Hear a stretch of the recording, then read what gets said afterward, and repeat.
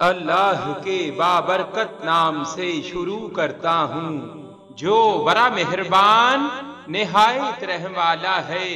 اور درود لا محدود حضور صلی اللہ علیہ وآلہ وسلم کی بارگاہ ناز کے اندر، بارگاہ پروقار کے اندر ہدیتن، عقیدتن، محبتن، نذرانتن، تحفتن، مودتن، ادبن پیش کرنے کے بعد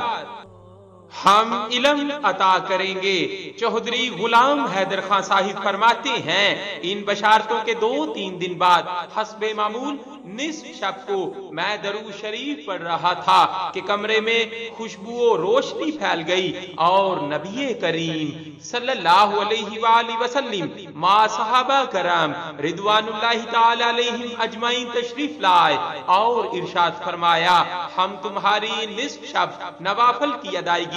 اور درود شریف پڑھنے سے بہت خوش ہیں، اور ہم نے تمہیں قطب عالم کا مرتبہ عطا کیا۔ میں نے درود شریف پڑھتے ہوئے کھڑے ہو کر نہایت ادب سے عرض کیا کہ یہ آپ صلی اللہ علیہ وآلہ وسلم کی اس ادنا امتی اور غلام پر بے حد نگاہ رحمت و عنایت ہے، ورنہ میں اس قابل قطعاً نہیں ہوں۔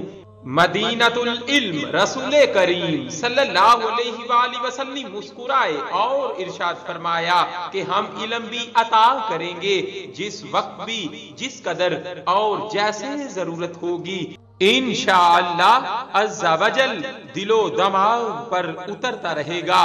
اور اسی طرح ہم اپنے امتی مقربین اور اولیاء اللہ کی رہنمائی کرتے رہتے ہیں۔ انہیں کفر و شرک اور تلسم و طاغوت کے مقابلے میں ہمیشہ غلبہ نصیب ہوتا ہے، اور یہ لوگ کبھی بھی مرکز و دین کے لیے خفت و شرمساری کا باعث نہیں بنتے، بلکہ یہ ہمارے مقرب و محبوب امتی ہوتے ہیں۔ یہ کہہ کر آپ صلی اللہ علیہ وآلہ وسلم تشریف لے گئے،